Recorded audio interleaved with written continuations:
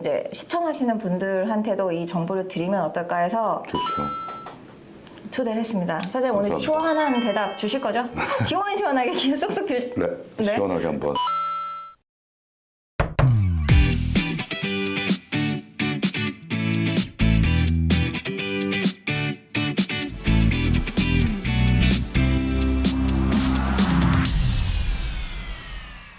안녕하세요. 애틀란타 똑똑부동산 레이첼 킴입니다. 네, 오늘은 저희 애틀란타에서 묵직하게 융자를 하고 계시는 프라임 홈론즈의 오세재 대표님을 모셨습니다. 안녕하세요. 네, 안녕하세요. 네, 반갑습니다. 네, 반갑습니다. 네. 바쁘신데 시간 내주셔서 정말 감사드립니다. 왜요? 안 바쁘세요? 별로 안 바빠. 아예 바쁘시면서 다 하는데.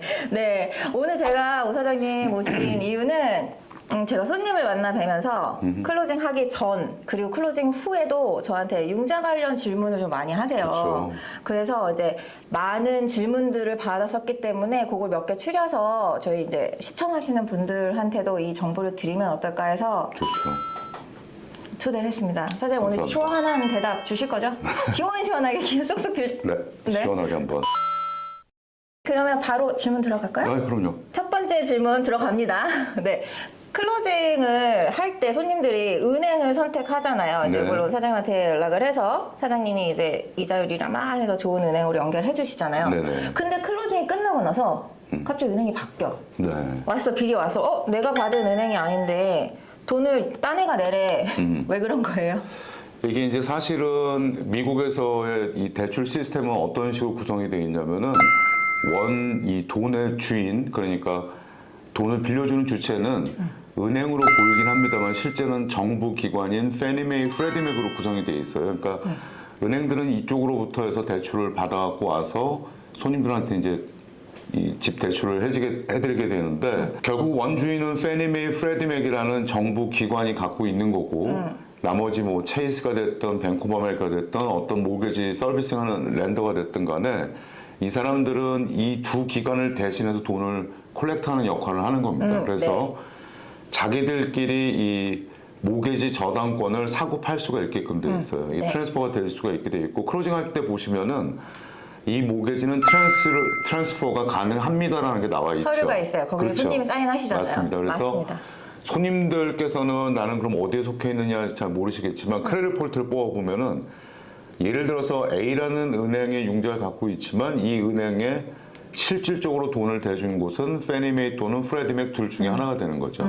그래서 더 큰 기관들은 이 서비싱하는 금액을 많이 모을수록 페니메이나 프레디맥으로부터 이제 한마디로 봉사료라고 해야 될까요? 봉사료. 그렇죠. 이게 수수료. 페이먼트를 대신 거둔 거에 대한 수수료를 그쵸. 받을 수가 있기 때문에 작은 사이즈의 랜더들로부터 계속 모기지를 사들이게 되게 됩니다.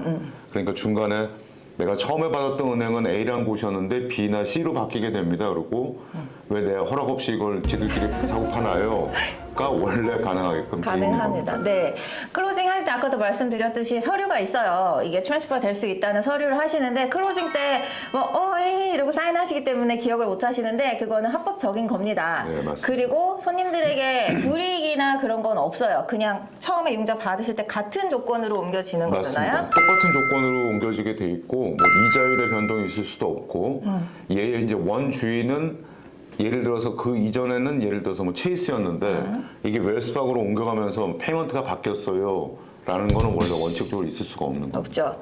그러니까 걱정 안 하셔도 되시고요. 그래도 궁금하시다, 이해가 안 된다 하시면 융자 받으셨던 회사에 연락하셔서 그렇죠. 여쭤보면 되잖아요. 맞습니다. 그러니까 걱정하지 마세요. 별일 아닙니다. 맞죠? 그럼 두 번째 질문으로 넘어갈게요. PMI. 네네. PMI가 뭔지 잠깐 설명 좀 해주세요. PMI라는 건 이제 프라이빗 모기지 인슈런스의 약자인데 이제 간단하게 생각하면 이렇습니다. 은행에서는 만약에 조금 적은 양의 다운페이를 했던 분이 집 페이먼트를 못하는 경우가 발생을 하는 거에 대비해서 자기네한테 추후에 생길 수 있는 손실을 보호받으려고 하는 게 이 PMI, 그쵸. 즉 융자 보험이라는 거죠. 그래서 실질적으로는 은행이 안심하고 적은 다운 페이먼트를 하시는 분들한테 대출을 해드릴 수 있는 거는 이 PMI가 그 융자에 대한 보증을 서주기 때문에 그런 겁니다. 보험금이죠. 그러니까 그렇죠. 보험을 우리도 은행에서도 내가 이만큼을 돈을 주니 나도 보험을 들어놔야 된다. 그렇죠. 그래서 쉽게 그래서 얘기하면 일례로 20% 다운페이 하시는 분들은 보험이 이제 없잖아요, 처음부터. 그쵸. 그 이유는 은행이 이 집을 차압하는 경우가 발생을 했을 때 자기네들이 회수할 수 있는 거에 대한 미니멈이라고 봐야겠죠. 그렇죠. 네. 이거를 80%로 봅니다. 네. 그러니까 즉 손실이 나지 않을 수 있는 퍼센테이지를 집값 전체의 80%로 계산을 하기 때문에 처음부터 20%를 다운페이를 했다면은 이 보험이 필요가 없는 거고 네, 네. 5%나 10% 또는 뭐 비슷한 정도의 다운페이를 하시는 분들은 은행이 그래도 20% 다운하는 분들하고 똑같이 안심하고 대출을 해드릴 수 있는 거는 잘못되면은 융자 보험회사가 은행에 손실되는 부분을 이제 보호를 해주는 이런 역할을 하게 되는 거죠. 네. 손님들이 저한테 이제 집을 문의하시면서 하시는 게 저는 융자인이 아닌데 저한테 질문을 하시거든요. 몇 퍼센트 다운하면 융자 받을 수 있어요? 저한테 할 그렇죠. 질문은 아닌데 많이 물어보세요. 근데 저는 말씀드리죠. 5%든 10%든 20%든 아니면 50%든 손님마다 그거에 따라 다릅니다. 나올 수 맞습니다. 있습니다. 그런데 저희가 권유드리는 거는 미니멈 20% 하시라는 거는 이 PMI 때문인 거잖아요.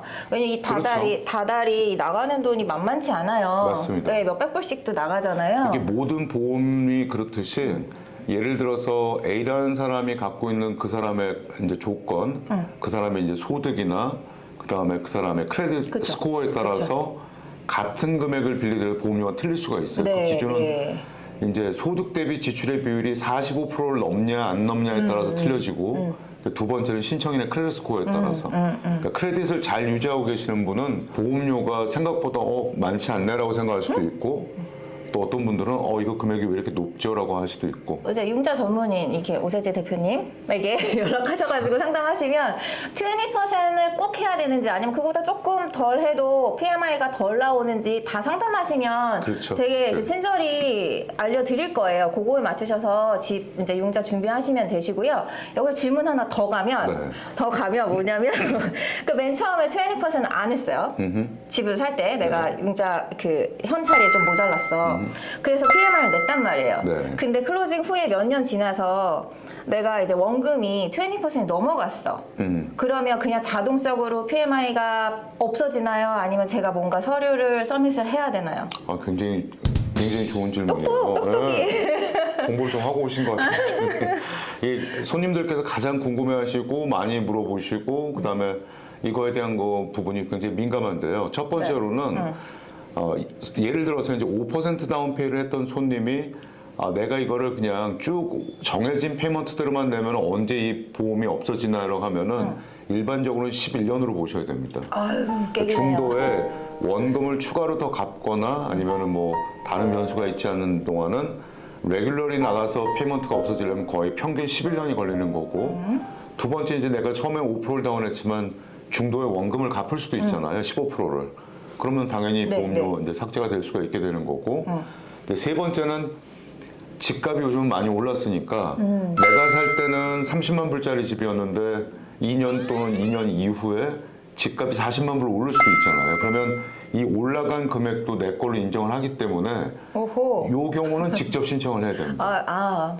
그때는 근데 직접. 요거의 기준이 되는 거는 내가 5%를 다운하고 오늘 집을 샀는데 6개월 뒤에 곧바로 우리 집이 막 폭등을 했어요.는 안 빼줍니다. 모게지 인슈런스가 있는 거는 인위적으로 집 감정 밸류를 이제 신청해서 빼는 방법은 2년이 지나야지만 이 집 감정을 뺄 수 있게 됩니다. 기억하세요. 2년 기억하세요. 자기 돈을 집어넣는 거는 기관에 상관이 없는 거고 내 집 밸류가 많이 올랐으니까 이거 좀 빼주세요라고 신청하려면 첫 2년 동안은 내시고 우리 집이 이만큼 올랐으니까 올라간 것도 내 걸로 인정을 해서 이 보험료를 빼주세요라고 신청을 할 수가 있죠. 네, 5% 했다가 나중에 원금을 갚는 거를 말씀하셨잖아요. 네네. 이제 그런 거는 쉬워요? 그냥 은행에다가 내가 원금을 더 갚겠다. 뭐. 이게 보면은 이제 모게지 스테이먼트가 오는 걸 보면 잘 거기 분석을 해보시면은 거기에 원금하고 이자 그리고 에스크로라는 게 있어요. 네. 에스크로라는 건 집 재산세, 보험료, 융자보험비를 합한 금액을 얘기하는데 거기에 추가로 에디셔널 프린시플 페이먼트라고 해서 원금을 매달 본인이 원하는 만큼 내실 수도 있고 아니면 이제 어떤 분이 목돈이 좀 생겨서 또는 한국에서 환율이 좋아서 갖고 온다든지 할 경우에는 한꺼번에 갚으면서 페이먼트를 낮출 수 있는 방법이 있어요. 리캐스팅이라고 해서 은행에다 신청을 하게 되면 나 5만 불을 한꺼번에 갚을 테니까 매월에 페이먼트를 줄여달라고 요청을 할 수가 있습니다. 괜찮네요, 그거. 재용자가 아니고 리캐스팅. 다시 이제 페이먼트 조정을 하게 되는 거죠. 이거 또 조심스러운 질문. 이거 그냥 은행에 직접 해야만 하나요? 아니면 이제 도움을 받을 수 있나요? 아닙니다. 이게 돈하고 관련된 거는 손님들 거를 대행을 저희가 할 수가 없게 되어 있고요.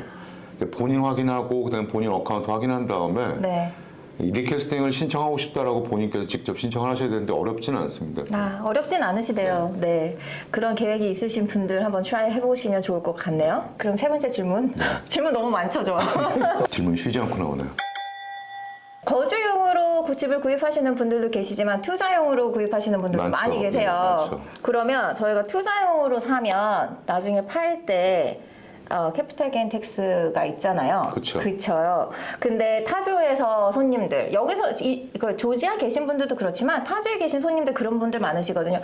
지금은 투자용으로 해서 렌트를 놓지만 몇 년 후에는 내가 조지아 가서 그 집에 살려고 합니다 하시는 분들이 있어요. 맞죠. 경제 맞습니다. 그러면 맨 처음에 융자 받을 때는 이제 인베스트먼트 프로퍼리로 사지만 나중에 이게 본인이 프라이머리로 들어와서 살게 되면. 하잖아요. 네. 그러면 나중에 이거 뭐 팔고 뭐 하고 할 때 그런 텍스 문제나 그걸 어떻게 변경을 하나요? 이게 질문이 좀 되게 좋은 질문이고 많은 분들이 집을 먼저 구입을 해놓는데 우선 제가 먼저 설명드릴 거는 어떤 분들은 이게 거주용 프라이머리냐 인베스트먼트냐 세컨홈이냐에 대한 구분이 잘 안 된다고 하시는 분들이 있는데 정확하게는 내가 일을 하고 있는 직장으로부터의 거리를 보게 됩니다. 예를 들어서 어느 손님께서 뉴욕에 자기가 본인 비즈니스를 운영하고 계시는데 조지아에다가 내가 집을 하나 사놓게 된다. 그럼 매일 출퇴근할 수 있는 거리는 아니기 때문에 이 경우는 인베스트먼트, 투자 용도로 무조건 분류가 그렇죠. 되게 돼 있고 만약에 이분이 본인이 뉴욕에 하고 있는 뭐 델리 가게를 하고 계시는데 조지아에도 이제 2호점을 오픈한다라고 한다면 이거는 세컨홈을 할 수가 있게 되는 거죠. 근데 여기서 이제 이런 과정을 통해서 내가 인베스트먼트를 구입을 해놓은 다음에 이분께서 실제로 이제 내려오셔서 이 집에 입주를 하시고 거주를 시작하시게 되면 운전면허증이나 자동차 등록증이나 뭐 뱅크 스테이트먼트 다 바꾸겠죠. 이 집 주소로. 네. 이분이 실제로 이 집에서 산 기간을 2년을 넘기시면은 처음에 구입할 때는 렌트용으로 샀다 하더라도 이 집은 팔 때는 면세가 되는 겁니다. 본인 거주용으로 분류가 될 수가 있게 되는 거죠. 그러니까 라이센스나 이런 걸로 해서 이제 증명을 할 수 있으면 그렇죠. 되시는 거죠. 그 네. 주소로 텍스 리턴을 하시면 되죠. 그죠? 텍스 리턴을 하시면 더 확실한 그런 거고요. 거죠. 네. 뭐 일반적으로는 그걸 변호사가 클로징할 때 살았는지에 대한 증명을 주세요 하지는 않습니다만 그래도 일반적으로는 드라이버 라이센스가 제일 먼저 기준이 되고요. 네. 그다음에 유틸리티 빌이나 이런 것들이 다 증명이 될 수 있으면 살 때 구입을 투자용으로 구입했다 하더라도 본인이 들어가 살아서 2년을 넘기면 이건 텍스 면제돼서 되는 게 맞습니다. 오늘 2년 이 기간이 많이 나오네요. 기억하세요, 2년. 네, 어렵지 않네요. 네. 괜찮네요. 네. 괜찮습니다. 네, 손님들 질문 저한테 융자 질문 앞으로도 해주셔도 되는데요. 제가 그 말 진짜 많이 하거든요. 집은 부동산에게, 융자는 융자 전문인에게. 맞습니다. 네, 제가 뭐 상담 전화 오면은 제가 갖고 있는 이제 낮은 지식으로 이제 상담은 해드리지만 융자 전문인에게 연락하셔가지고 질문하시면 정말 정말 상담 잘해주시거든요. 진짜 탑. 그러니까 믿고 연락하세요. 왜요? 싫으세요? 아니, 전화 그만 받고 싶은 거 아니죠? 괜찮습니다. 네네. 네, 감사합니다. 저희가 오늘은 딱 이렇게 질문 요구로 네. 가고요. 다음에 또 손님들이 많이 궁금해 하시는 질문들로 다시 찾아뵙겠습니다. 네, 지금까지 프라임 홈런즈의 오서재였습니다. 네, 트란타 똑똑 부동산 레이첼이었습니다. 감사합니다. 감사합니다.